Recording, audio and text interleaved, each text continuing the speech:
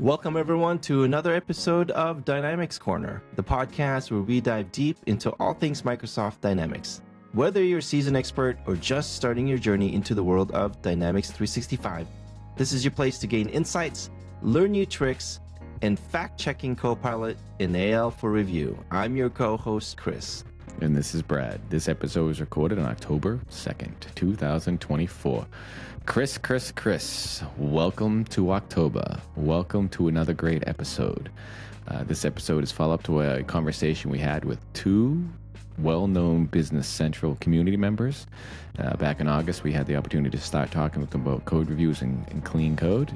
And today we had the opportunity to talk with them a little bit more about that topic and also how they utilize Copilot within their daily workflow.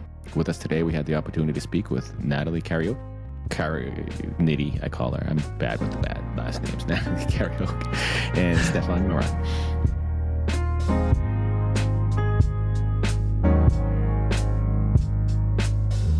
Good afternoon. How are you doing? Morning. Or morning. Oh, good morning. Or good night. I don't know. Really? No. Yeah. It's still early. Very early, but it's all good. No, it's okay. See, we need to do that with the backgrounds. We should just have a consistent background, so that way you can't tell the time of day. Yeah. So that way we could pretend it's one. I'll close my blinds. I could have like what Stefan has, just white background. A blank white background. I like that though. You could do a lot with a white background. Yeah, yes. I intentionally turned my desk so for the streams I have a neutral background. Normally I have my camera also cut off, so the mess on my desk is not visible. Let me know if I'm not sure how the podcast will turn out. Otherwise, I will just quickly remove some of those things. No, the neutral background is good. I was thinking of putting a green screen. I have a green screen. I was thinking of putting behind me and just putting something behind me.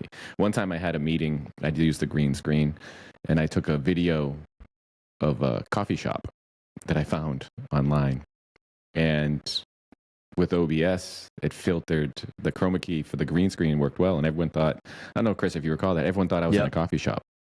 Yeah. Because there were people walking. I mean, it was a loop, so it didn't jump. So it looked like I was in a coffee shop, but I was really That's pretty at my clever, desk. man. No, I had to do that again. Well, I wanted to put myself in an X-Wing from Star like Wars you're and have flying. space. It was back in like May 4th. I wanted to pretend I was in an X-Wing and have the stars, but I couldn't find the video. So, Jeez. Natalie and Stefan are like, what are these guys talking about? Oh, it's fine. Go on.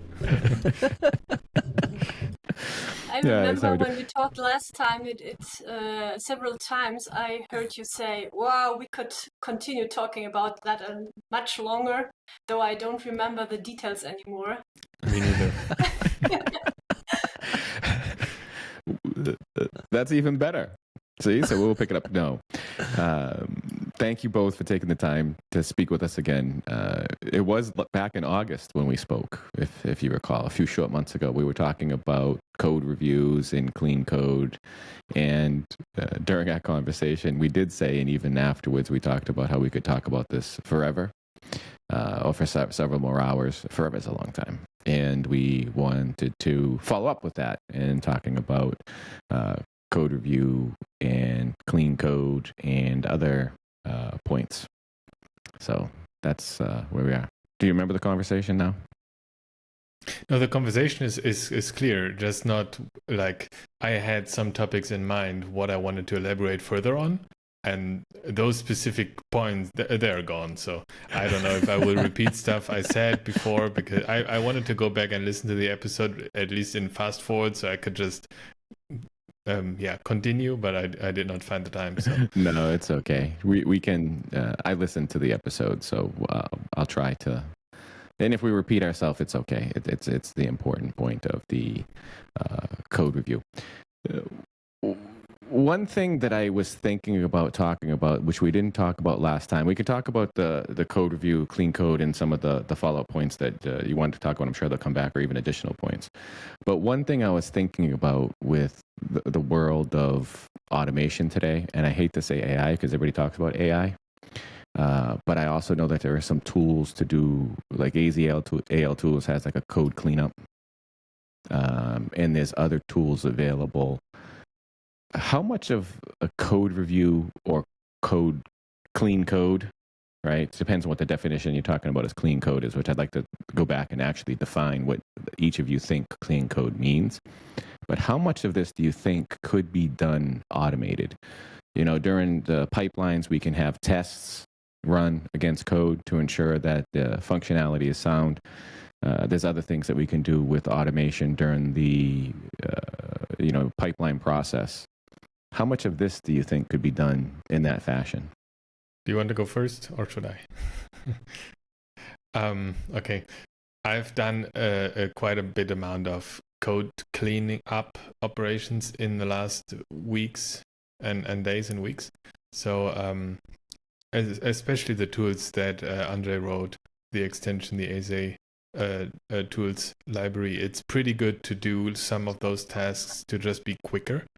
But especially those I would not automate, and I do not like to have them run through the entire project.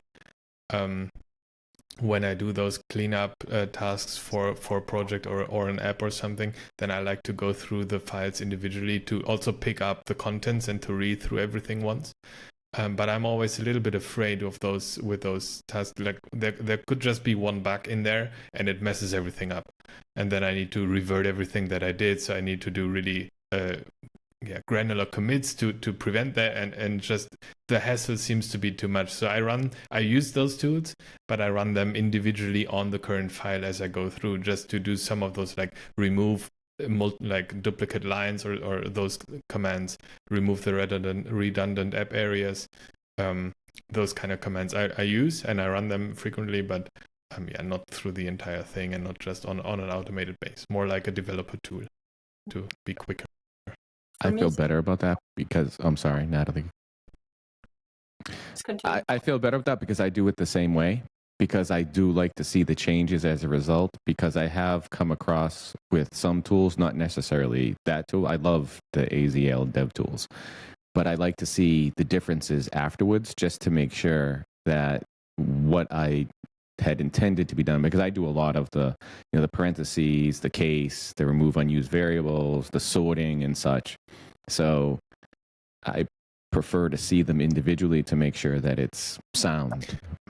Well, the sorting, actually, that I have automated on Safe in my settings. So I sort properties and variables automatically on Safe. That is something I like to do, because afterwards you have, like in the Git differences, when you compare with Git, or in general you look at commits and see the differences, then you can better align.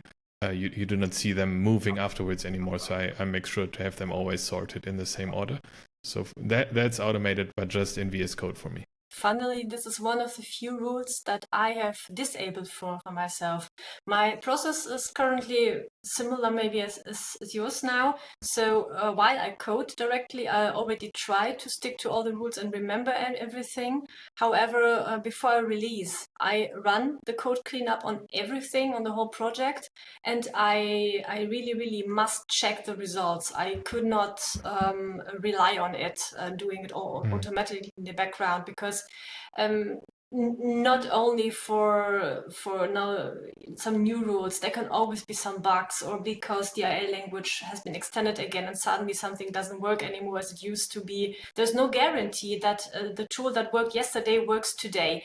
So I really need to check the output each and every time, but it doesn't take that much time. So I don't see a problem in that. So the question rather is, Brad, why would you like to automate this?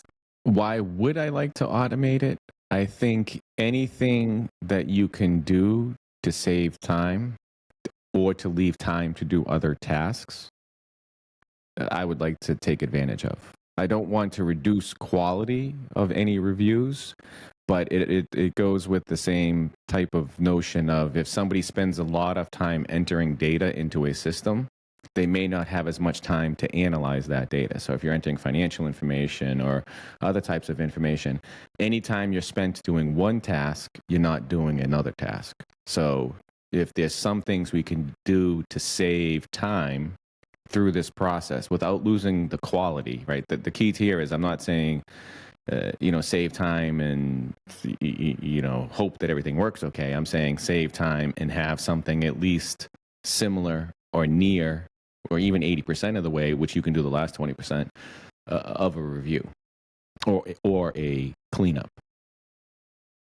I mean, the majority of time does the tool for us already within seconds, and my manual check afterwards takes, I don't know, a few seconds, up to half a minute maybe. That's all. If there are no issues, of course, but this is the exception, not the rule. So I would not see a reason to automate just that, because it is actually automated and just a little bit of post-processing after it. Okay. So if there isn't a gain there, I understand. So go back to we talked about before about clean code and code reviews. What is clean code again? So we hear these words, I see these terms, I see people write them and say, I want, it's a continuation, and we'll maybe repeat some of this or not. But I wanted to dive deeper into code reviews and clean code as a definition. Well, first of all, clean code, for me, it's an ideal I will never reach, but I'm doing my best to come closer and closer. Just in general. And when we leave this level, then it's of course about rules, about patterns, and all that stuff we all also talked about earlier. Stefan, what is your take? We'll go back into the clean code area.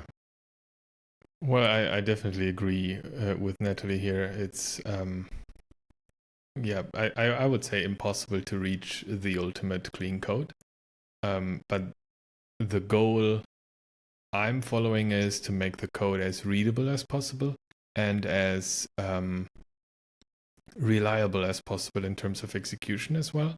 So when talking about clean code, I also think about approaches to reduce errors, to make it more resilient against users, because if the developer tests code, it obviously always works because he knows how it was written and how it's intended to work. But yeah, catching errors and stuff, that's also for me a part of clean coding, to really write good code.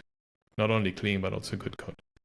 No, it is important. I mean, clean code, that I follow the same suit. Clean code to me is more of readability as well, and the ability to follow through. I know some will have conversations about, I know many early on in some other languages where, how much could I fit on one line of code versus having multiple lines of code, and versus what do you save? But ask that same person to go back and remember what they were trying to do. Sometimes it gets a little bit challenging, or if somebody has to pick up that code afterwards and follow it, they can't.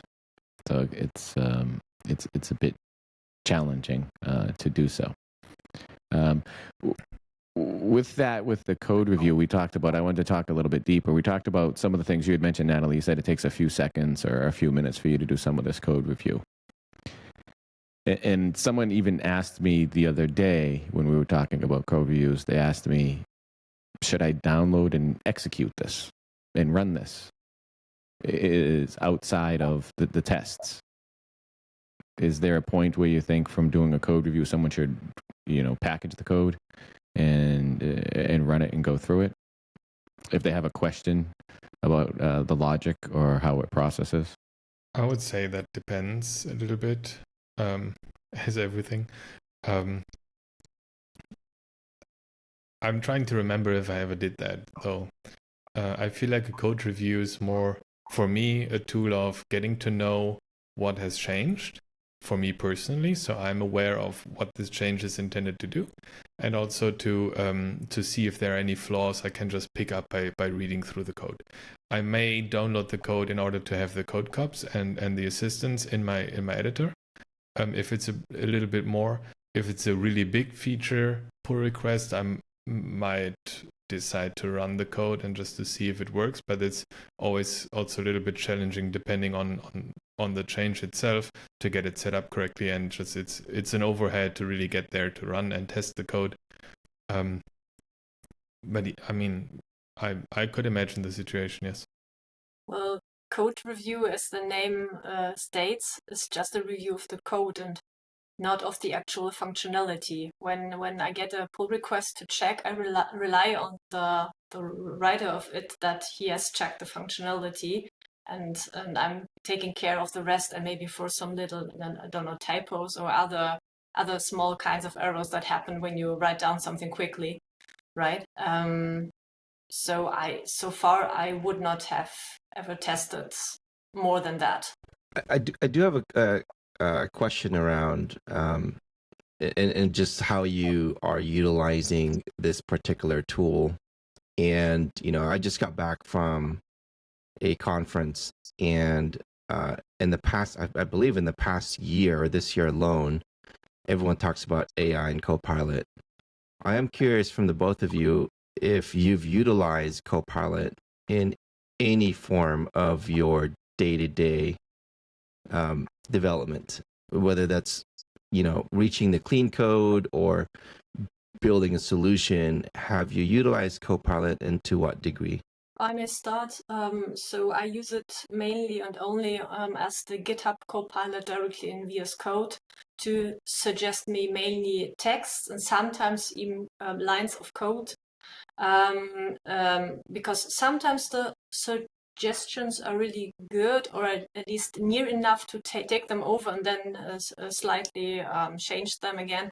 But anyway, and the Copilot is really great if you have some pattern. Sometimes you need to write, I don't know, thousands of code that looks almost the same except one number that always increases or something like that. So something very mathematical, let's say. And for that cases, Copilot is really great because it really detects patterns and then suggests the future lines predicted on that, and this is really great. However, I rarely rely on more than that. Recently, I've played around with the GitHub Copilot chat because I needed some regular expressions that I absolutely don't master at all. But, well, Copilot does, so I asked them to return me the regex strings, and this really helps me a lot. Wow. But for sure, we all could use Copilot much more than this, but this really ends here for me. Inside our organization, we also have AI attached to our DevOps organization, and so we can use Copilot to create the descriptions and all the textual stuff added to tasks, user stories, and so on, to write that for us. To be honest, I'm not that much working with it, though I should, but I know that my colleagues are, and the results look really great. So it's just a matter of getting used to it, and I didn't start as much. You're going to be forced to adopt to it eventually. I feel like it's been sort of thrown at us and said, hey, you got to use this at some point. So I just want to go a day where I don't hear the word Copilot or AI and just see if I could go a single day without it. I guess you could if you went and sat on the beach or went and sat in the woods somewhere and didn't turn on anything at all, but it seems to be all over. That is interesting because I've used Copilot with code just similar to what you had mentioned. I really haven't used the chat portion of it and asked it questions within Visual Studio Code, but with GitHub to suggest, I guess you could say, I always used to tell everybody it's like snippets on steroids in a sense, but you can get a little bit more out of it, and I've had some fun playing with it. Yeah, you really should look at the chat. I've used the Copilot in GitHub for a number of things, and I feel like it's like a better intelligence, as you said, snippets on steroids. So yeah, when I use it for, like, for example, I type out code and you use variables that do not exist yet. then I go to the variables section, and it automatically suggests me to create those, so I don't need to type them twice. That's I just used before this call, literally. And then I've also on stream I've made a prototype for the JSON wrapper. So it's somewhere on YouTube, where I've defined a complete wrapper code unit for the JSON functions. So there I could just, after I created, I think the first few of them, I just went and let Copilot create all the functions, like 20 or 30 functions or whatever. So because it was, as Natalie described, a pattern which would just continue, and it picked up on the pattern and really helped that.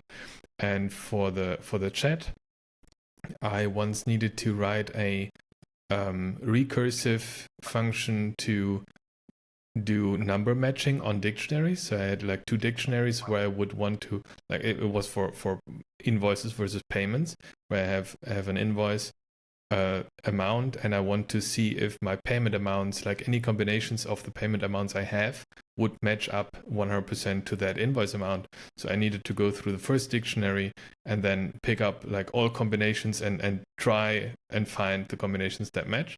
And I really used, like, it took me probably an hour with the Copilot chat to really write out that function, and it worked really great.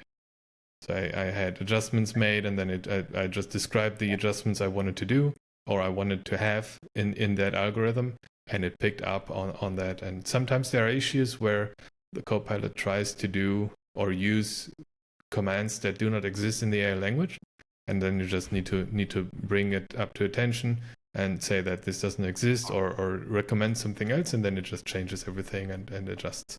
So it learned. Wow. Did you use the chat portion for that to type out in natural language what you were looking to do, and it created the AL code for you? I even created like example dictionaries just in text, like in pseudocode, basically, as a and reference, pasted them in there and explained what I wanted to reach, what my expected results are, and then I just started to, like a colleague, basically. A Copilot is a pretty fitting word for that, to just do pair development, basically. See that? I'm going to do that. I'll try that later. So it saved you a lot of time, it sounds like, versus, right? I mean, well, this was, it was an example with high complexity, and it would have taken me longer to wrap my head really around how to achieve the result. And in those scenarios, I think where you're really looking at a high complex problem, it's helpful to get to a solution. See, it's like having another worker. Well, it's. I listened to several podcasts, and I was listening to a podcast, and they were talking about this. Not in the point. I definitely want to go back to this topic of the Copilot chat, because I have to. I'm going to start using it today to try some examples. But you mentioned, Copilot is fitting because it is a Copilot, right? If you're flying a plane, it's something that helps you. But you mentioned it's almost like a colleague. And I was listening to an entrepreneurial podcast, and they were talking about software development, and then also AI and software development. And they were talking how the number of, it increases the bar or raises the level of senior development. And also leaves space for a junior development. But there's that middle piece where you can reduce the number of developers you need because of something similar to what you just had mentioned, is you could talk with Copilot, have Copilot generate the code, and then you do a code review. So it takes out a lot of that smaller, time-consuming tasks, and then you just have to do a review. In essence, then I think you're doing a code review for Copilot. Yeah, yeah. So so it reduces the number of developers needed. And it wasn't related to AL in any way or Business Central. It was just, they were talking about, other standalone software applications, that are available in the market. And someone who started several software companies, that's what he had said, is it used to be, he would have a team of 10, and now he needed a team of 3 because AI was able to reduce the number of developers needed because it could create a lot of the code for them. Yeah. It also just another example I just remembered. It's great if you have maybe code snippets from another language, just algorithms in Java or some JavaScript that's really common that you find some libraries or just Stack Overflow stuff that's JavaScript, and you want to have it translated into AL.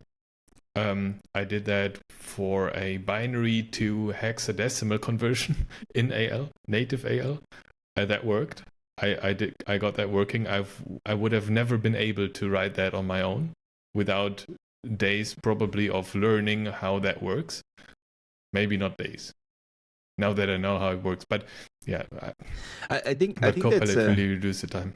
That's a game changer for, Stefan, you mentioned, you as a independent consultant or independent developer, to have a Copilot that allows you to provide more output of work with Copilot.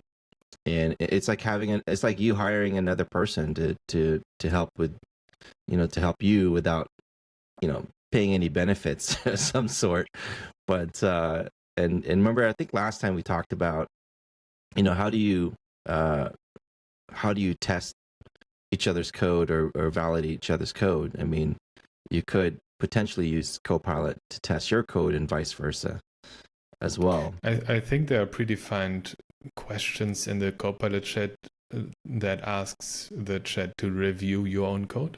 I think that would be something possible. I need to try that actually. That was one of the questions that I was going to bring up is how can Copilot maybe help with that too, as far as going with the automation portion of it. But I have to do this Copilot chat. I'm excited now to try it. And it must be getting better and better with AL. I know with what I see with just the suggestions with typing AL code, how good it's getting.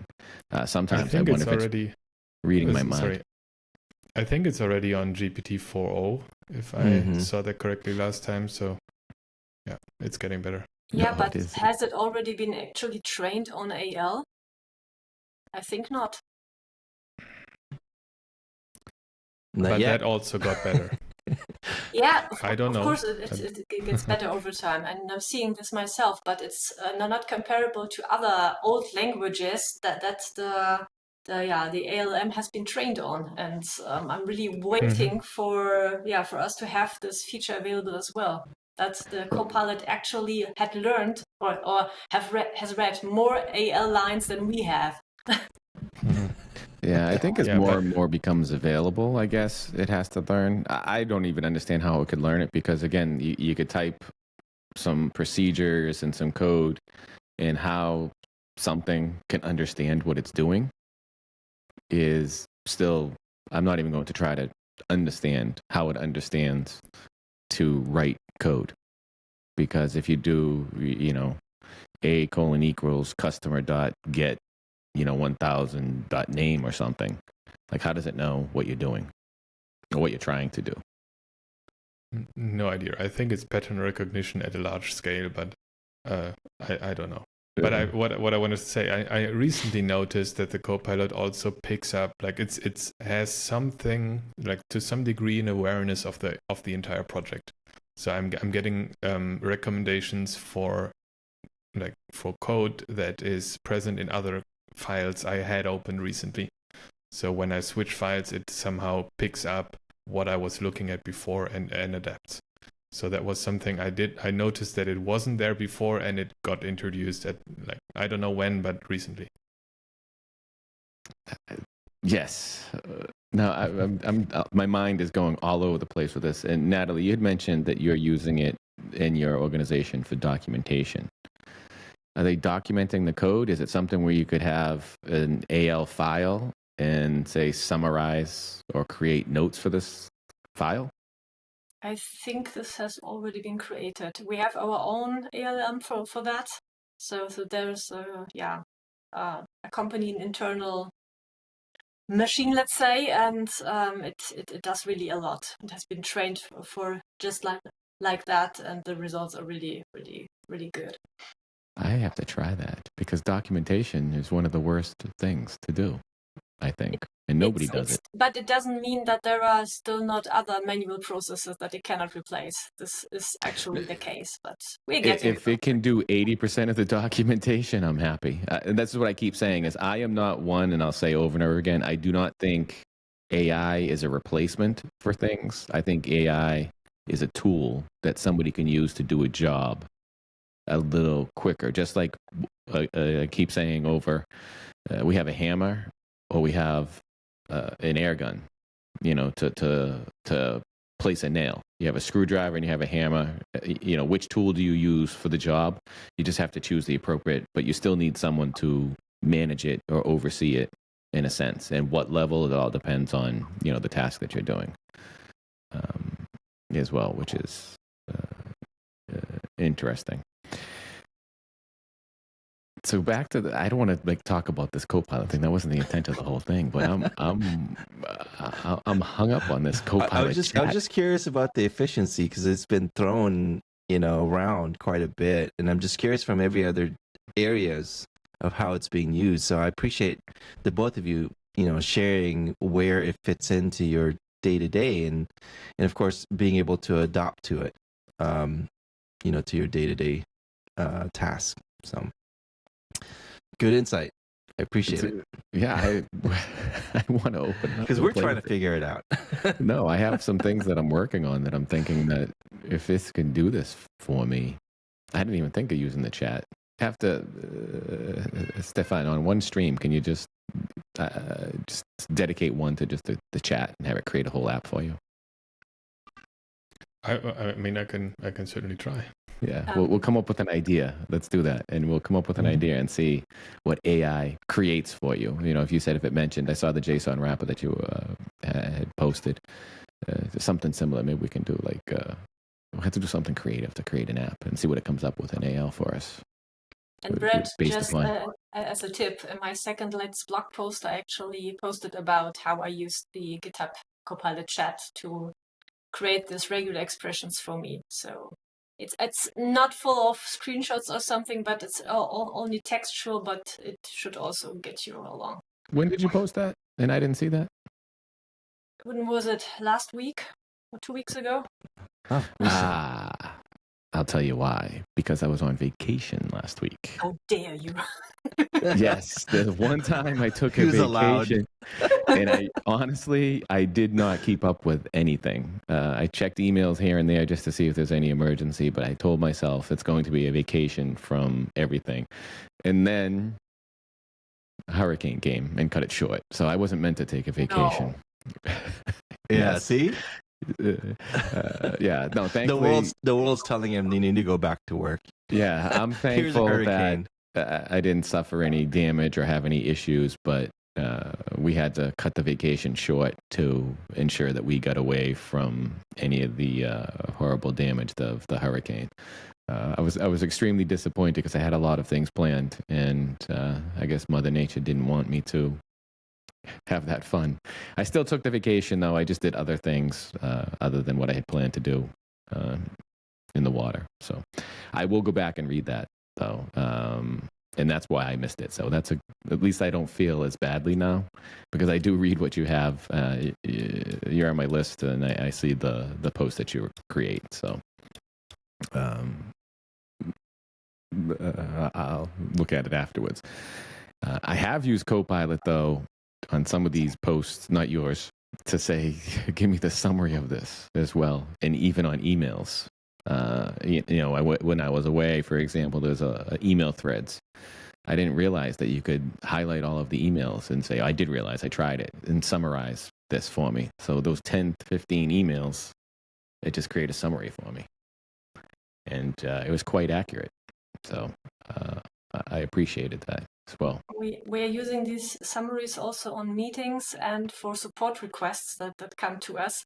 And what I'm seeing sometimes is that the summary is wrong in some details, and you have to be careful when you read this. Yes, that is key. You have to validate and make sure that it makes sense. Oh, wow. I think it works okay.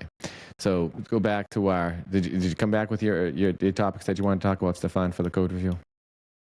No. I'm having fun with the conversation. Yeah, my mind is now thinking about Copilot and the code reviews and the process. Now, when it comes to code reviews, who should do the code review?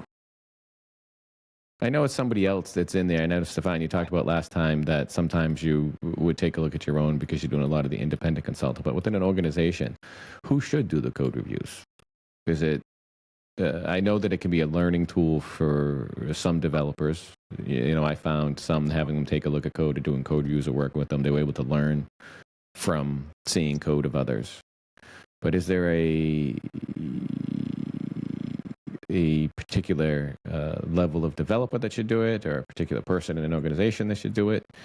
And how can we define the rules of what they do for a code review? I'm still stuck on this. I guess I don't know if I'll ever get the answer. It's similar to what you say with the clean code. I don't know if you ever get there, but like for a code review, how can you come up with the rules for what someone should look for? That's difficult. In our organization, it's mostly a team member, and in rare cases, when, for example, somebody external requested a feature from me, and I am then pushing it to a pull request, then the requester, if he's also a programmer, then I'll let him check it again. But usually it's just somebody from the team, and if I need to choose from my team members, then I tend to those who are as nitty as I am. I still call you nitty. I still call you nitty, by the way. You'll always be, I think there is no ideal reviewer. I think everyone should engage in code reviews and everyone should get reviewed. Like the senior should get reviewed, maybe by a junior, just to get new ideas. Like, why are you doing this stuff like this? And just because I did it like this the last 20 years is not an answer. There should be a reason. Or learning, vice versa. So probably just everyone. That is a good point, because I don't believe that it has to be a senior developer doing the only review. I think like Stefan, like you said, everyone should be involved. It does give you more of a collaborative approach to a solution that you're building, and you'd be surprised that some junior developers may have a different perspective, especially the ones that are maybe coming from a different language or code language. That because we all know that ALs continue to evolve and become more and more modern, that they may have a different perspective, especially if they're coming from a different language. But good call out on there that everyone should be able to have a chance to review someone else's work, even though you've only been doing it for a short period of time. No, I like that. Maybe the question would be, if a junior should be the only reviewer of a junior developer, then you could maybe think about pulling somebody else in to review in addition. But I think like you hit the key point of the 20 years, and Chris, your topic too, because that's sometimes some of the struggles that I've seen is the old way, for those that have been working with, Cal, for example, sometimes those pattern or those habits, I guess you could have with that, and I think we mentioned it last time, can be dangerous. So having somebody with a fresh set, because it's a fresh mindset, could also help with the coding as well too, because some of the coding has become easier because of the addition of different data types or different features added to the AL language. That something that was done 20 years ago, 15 years ago, may not be the same. Good example would maybe be the name value buffer.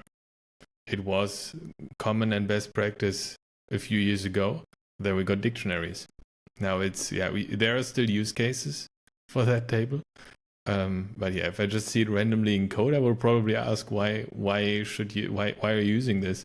Why are you not using dictionaries? If there is a reason, fine. If there is not, maybe just out of habit was used or whatever. But yeah. I'm still thrilled that they added lists and dictionaries, so that we didn't have to use all those temporary tables, or those, as you call them, like the buffer tables, to move a lot of information around.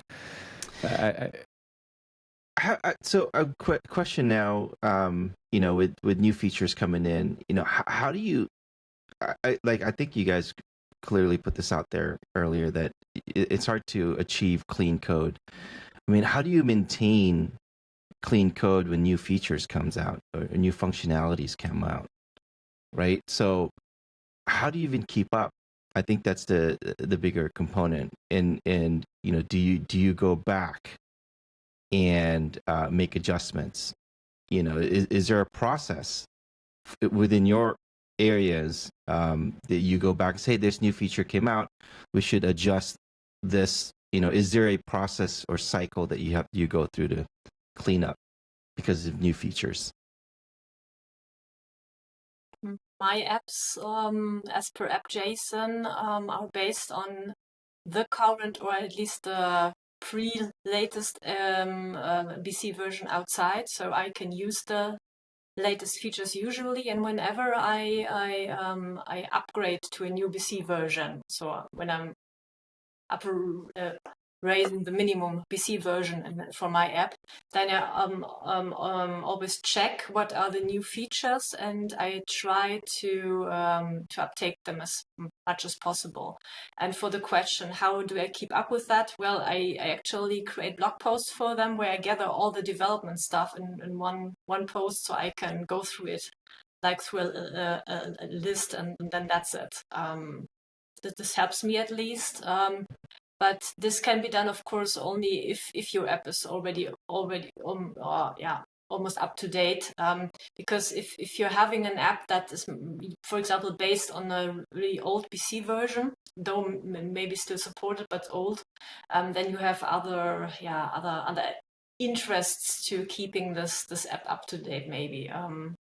But in any way, the usual programmer doesn't see so much of the new features. They are relying on somebody telling them what are the new features, like we are getting to know next week in the BC launch event, for example, or through blog posts or whatever. I've from my side get everything from the docs where it's really written, and the change logs and so on. This is all the nerdy stuff that I really love to read, but then I try to summarize them for you guys. So this is how I try to keep up to date.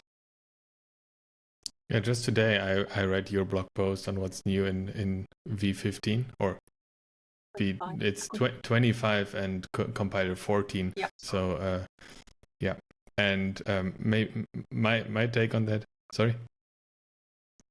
I laugh at that because those numbers always throw me too. It's like it's 25, but it's 2024 Wave 2. It's runtime version 14, but 13 is. It's Microsoft should just jump the compiler version to align with BC version. That would be do 26 in April, and everybody's. You have happy. my vote. That has my vote too. It absolutely has my vote, and they could just pick it up from there. Yeah. And my take on this is a little bit depending on the feature. So I do not go back to change all the code.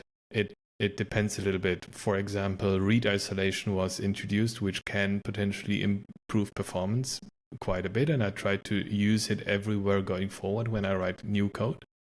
But if I would go back and apply this to all the find statements or every code read that's in an app, then I could introduce potential bugs. So then I'm careful. If there is not a problem that I need to fix, then I would not go back and introduce this.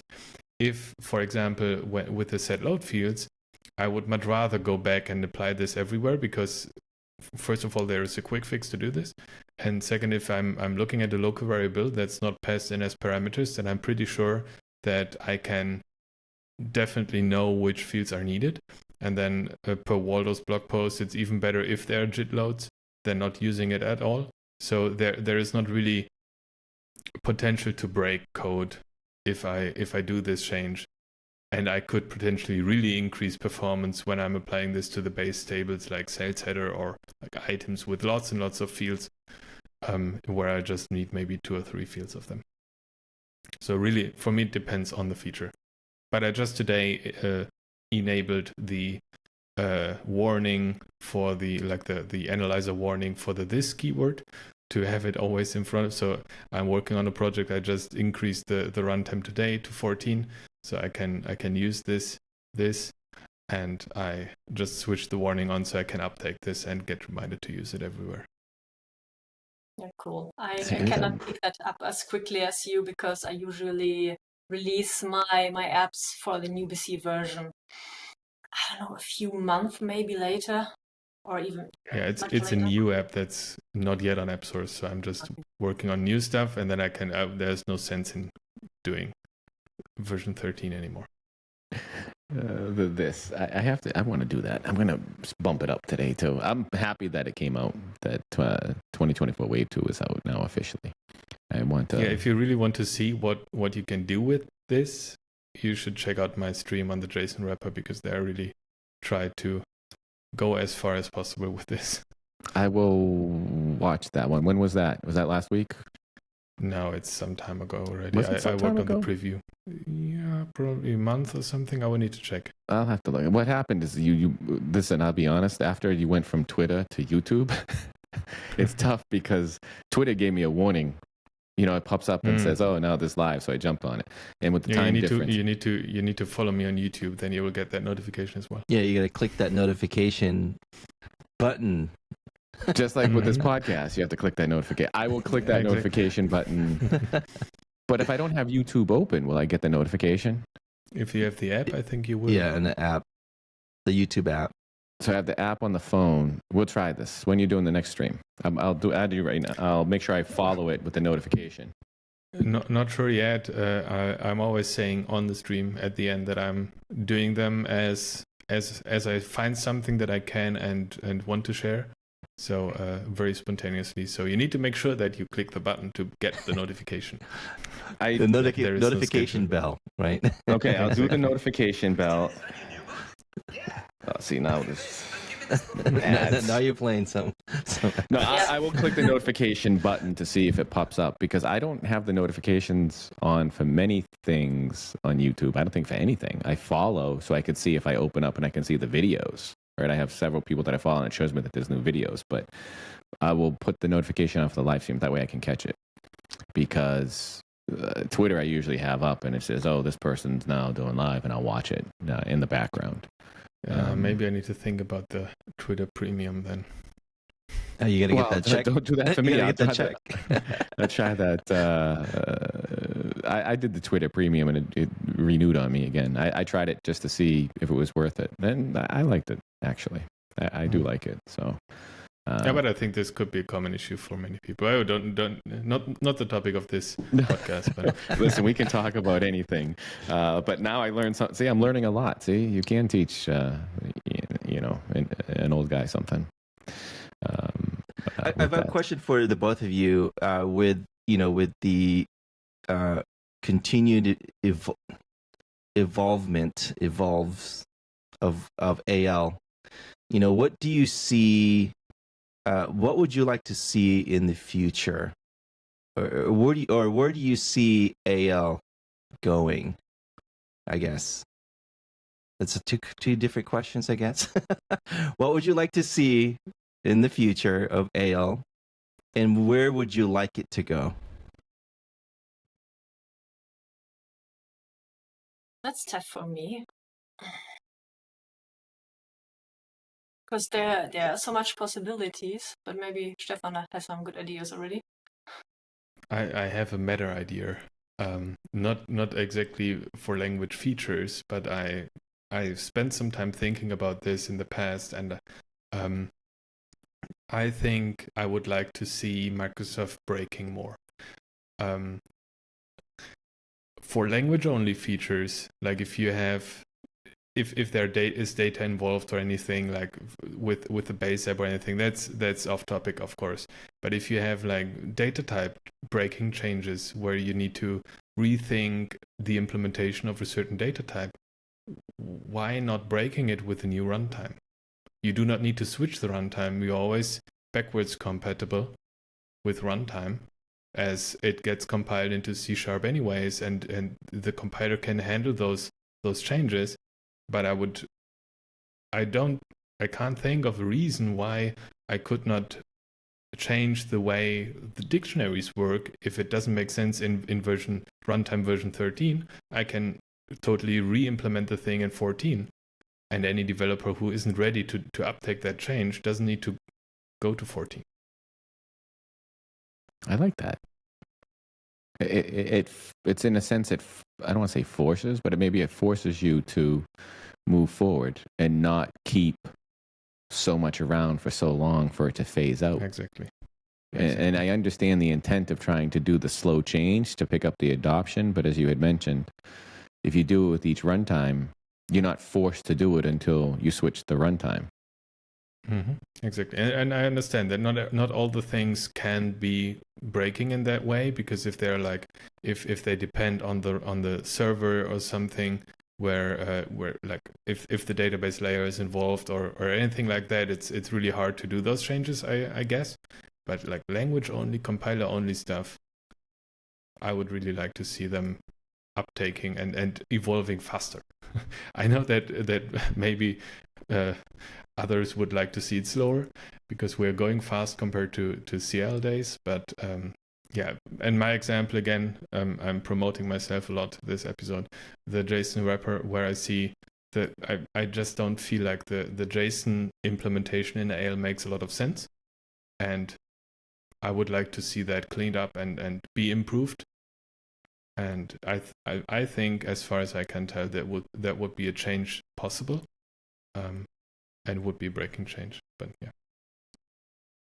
But yeah, it's not a breaking change in the sense of the application, though. That breaking change makes me cringe because that breaking change excuse gets thrown for a lot of things.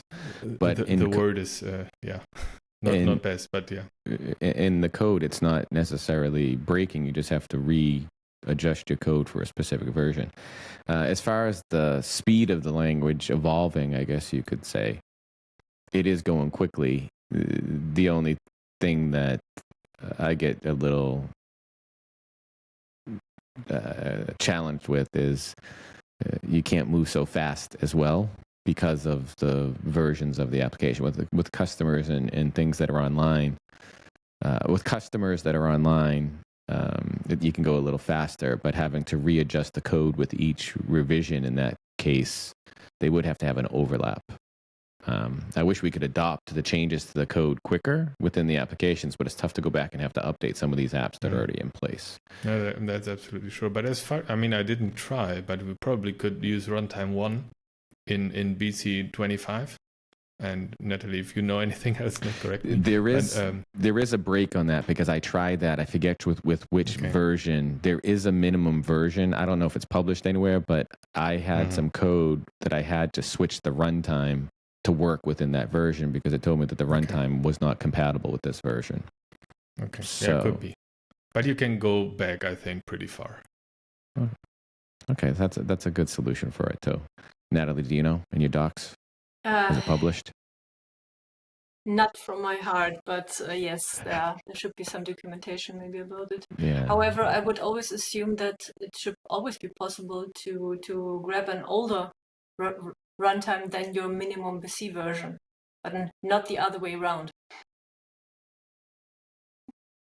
I've never tried this. I always keep them in sync. And well, I'm using your Linterkopf, Stefan, and I think especially this Linterkopf, strikes out to say, hey, you're not in sync.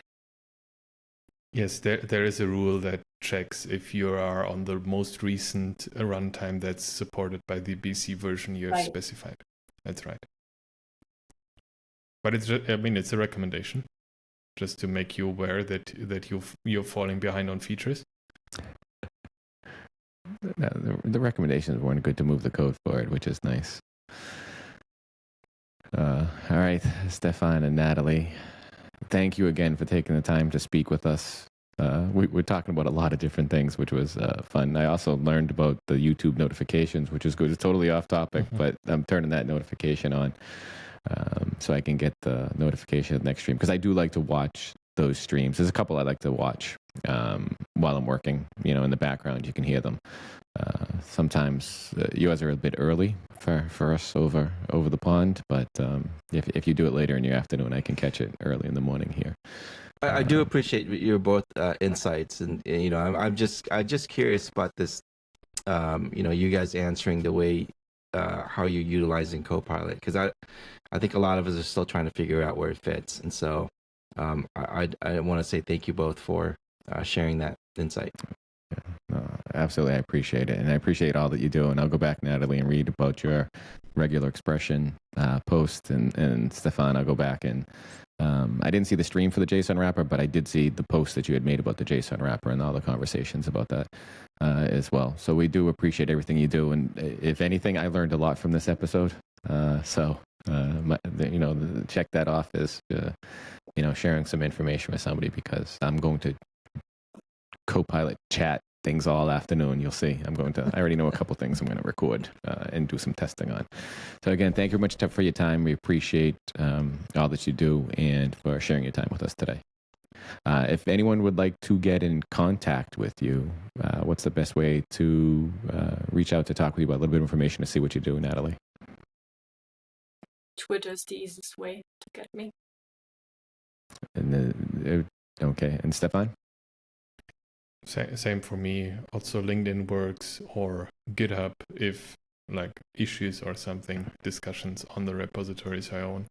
So. Oh, not to jump over, but I saw another thing you posted, and I had asked a question before, and I think, Natalie, you might have answered.